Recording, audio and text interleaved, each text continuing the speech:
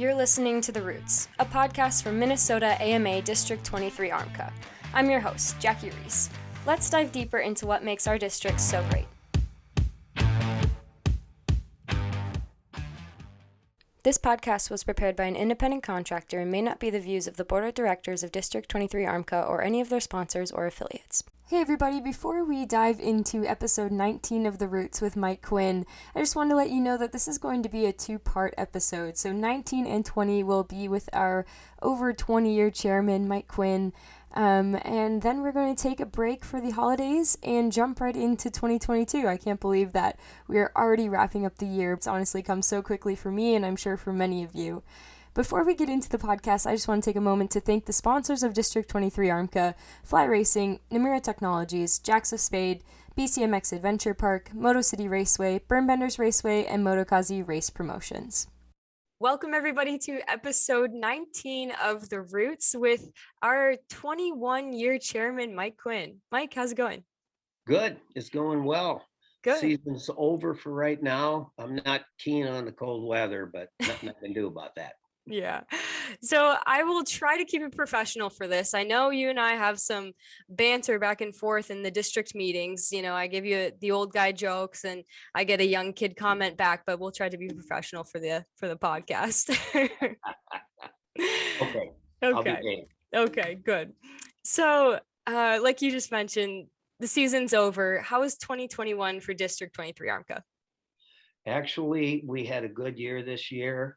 Our numbers in the beginner classes, or the 50cc classes, I should say, our micro classes were very, very good. They're up. Our membership was up about 700 and some members. So we're looking good. Our participation numbers were up in motocross. We gained, I think, about 5,000 more entries this year than last year. Of course, remember that we did miss a few races last year with COVID. But nonetheless, from that standpoint, things looked very good. Good. That's good to hear. And it's fun to see it grow, right? I guess what do you think really prompted that change? So, of course, last year we missed about a couple months of our season because of COVID. How do you think that whole thing impacted our numbers in 2021? Well, I don't think it hurt us because so many activities were canceled, and we were able, through a lot of work, to get our season opened up at the beginning of June. And when the word got out, I think that it made a difference for us in that people found there was something they could do with their kids. And so I think that in reality, it probably helped us a little bit and brought us a lot more entry-level riders that we may not have seen if they'd have been able to go and do all of their other activities that they couldn't do. So from that standpoint, it was a positive for us. I think another reason that some of the numbers are up is, if you remember, we had that lead van ordeal and we lost entry-level riders because they couldn't buy bikes. And so that became an issue. And anytime something like that happens, it takes several years to build back up. What year was that in? I can't remember for sure, but it was somewhere around, I think, 2009, 2010. Okay. And you couldn't buy a mini bike. You couldn't buy anything for the youth riders at that time. And that went for a couple of seasons before we finally got it fixed. Mm-hmm. And it was actually Amy Klobuchar that helped us get exempted from that lead van bill. Yeah, so I guess that's something important that people might not know a whole lot about, our involvement with the government and how regulations impact us. And you, as you mentioned, the lead ban. What are some other things over the years that you've seen District 23 ARMCA really have an impact on? Well, one of them was, I don't remember the name of the organization, but it was headed by a guy out of Duluth, and he tried to get all off-road riding shut down. And we battled that for probably 3 years before it went away. And I think we finally got past that one in about 2007. Wow. Then we've defeated several bills. One of them would have taxed us for excessive mileage on our machines, miles driven. And then we've had a couple of counties that have, Sherburne County did do a private track ban. You can't have a track on your property anywhere in the county. And we've defeated that in 2 other counties. Isani County being one of them. And we put the word out, and 300 and some of our people showed up at the county commission meeting, and it was a no-go there. So that's another battle that we work with. We've got one now, I think, in Carver County that we're looking at too as well. Some of the other things that we've done is Tom, Karen Umphreys, and Al Mathwood put in thousands of hours getting that Gilbert State site opened up for off-road riding. And we're currently working on one outside of Houston, Minnesota. And again, that involves a myriad of government agencies and sound tests and water tests and all kinds of things. So we're working on that all the time. And these would just be open riding areas for, you want to go play, that's where you go. Mm-hmm. Cool. Yeah, that's awesome to hear more detail on that. I kind of want to take a step back before we dive deeper into District 23 ARMCA. I want to know more about Mike Quinn. So how did motorcycling begin for you? And give us some years to reference here. Old man. Killing me. But my first motorcycle was a Honda C110 50cc sport bike. It was a road bike.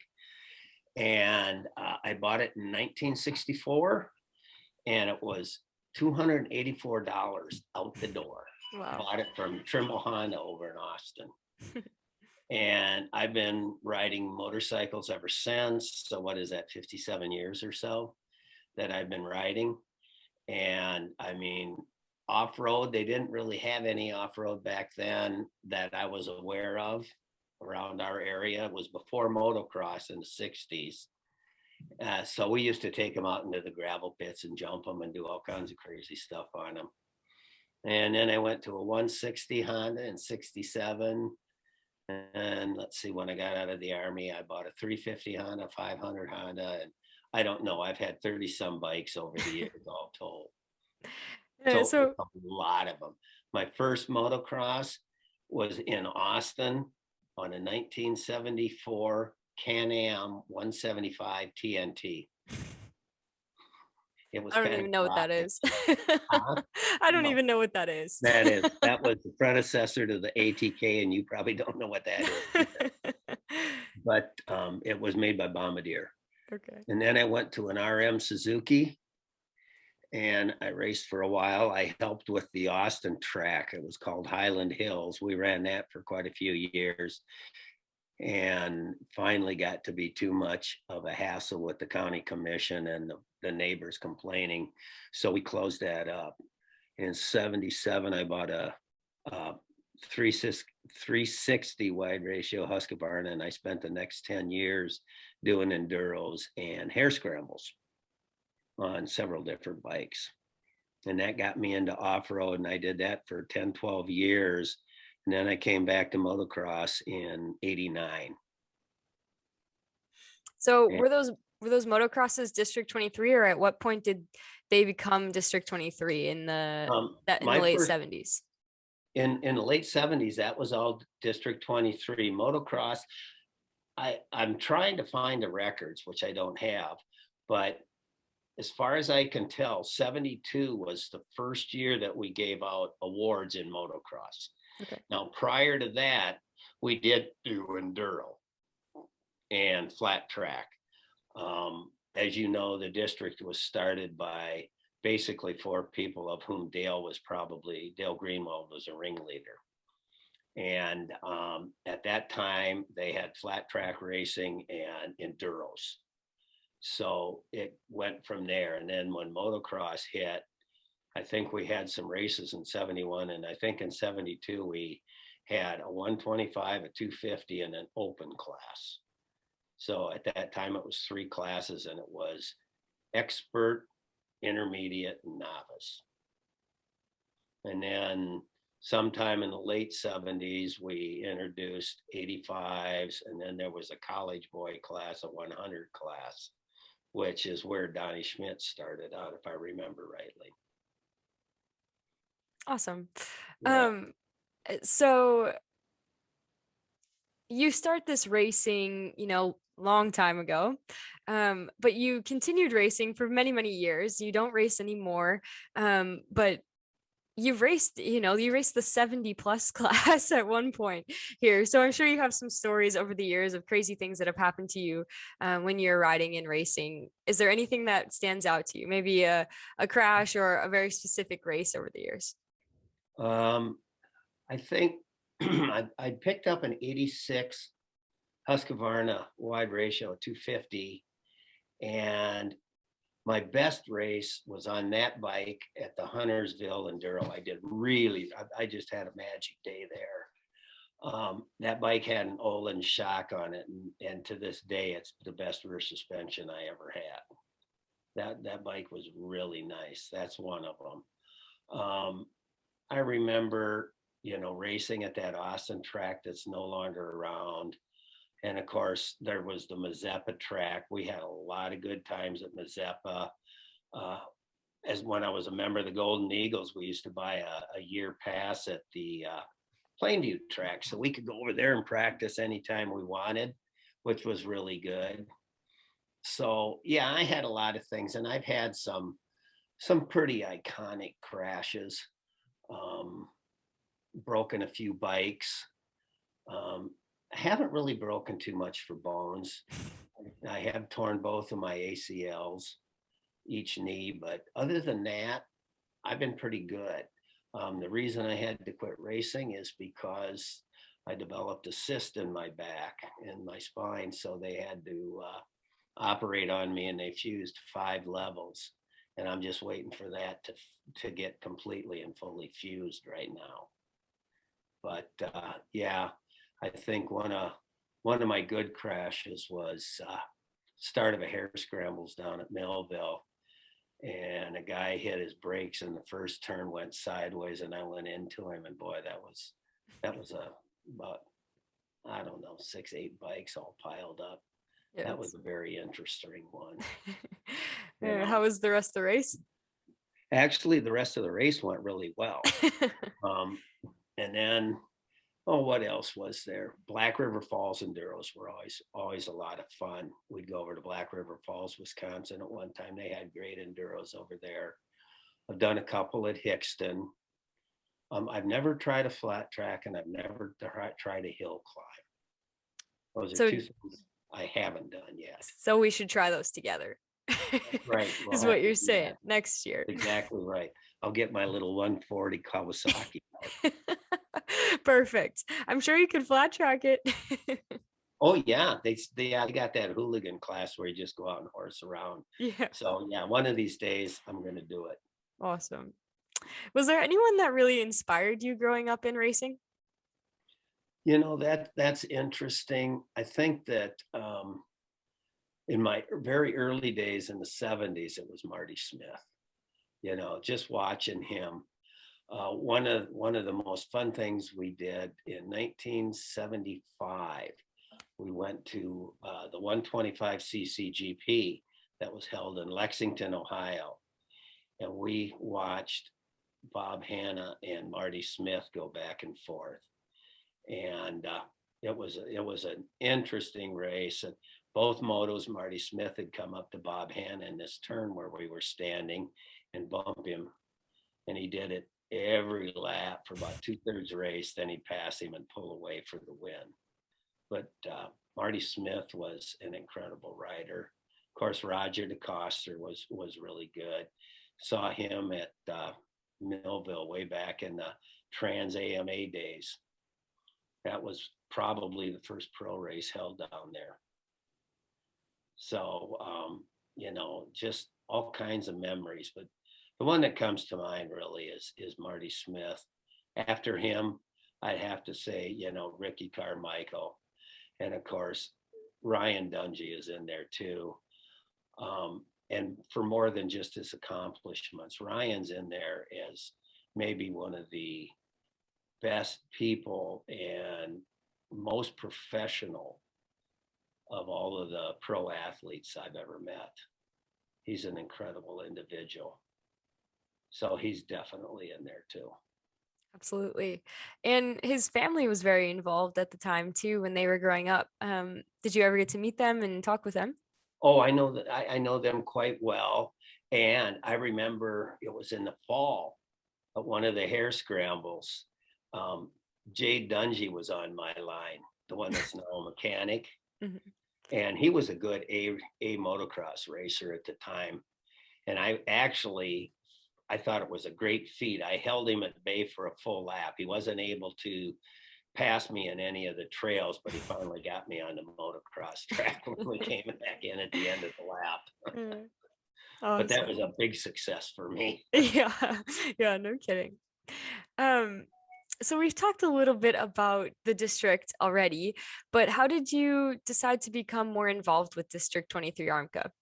Well, it started after I got done with anesthesia school in '82. I joined the Golden Eagles, and I started going to some of the meetings as the club rep.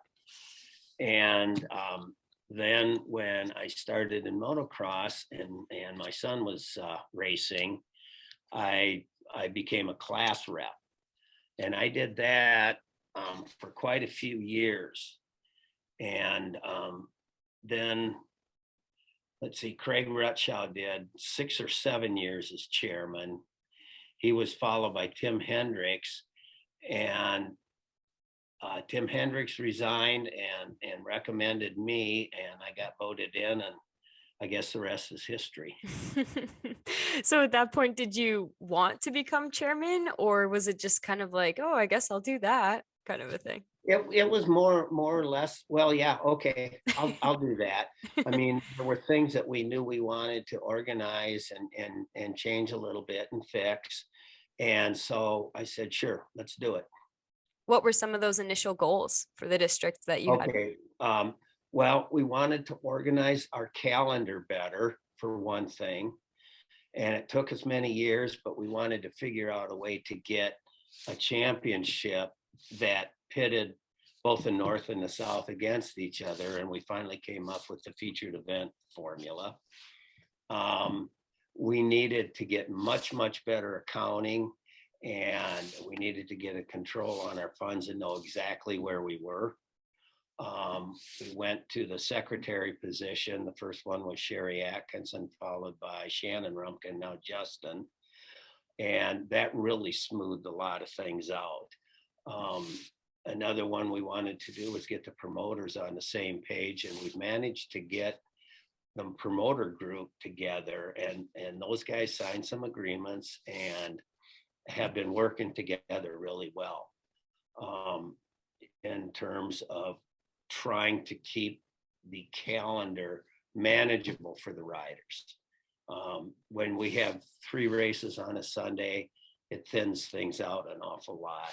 So we try to keep it to 2. Every now and then we'll have 3, but they work together really well.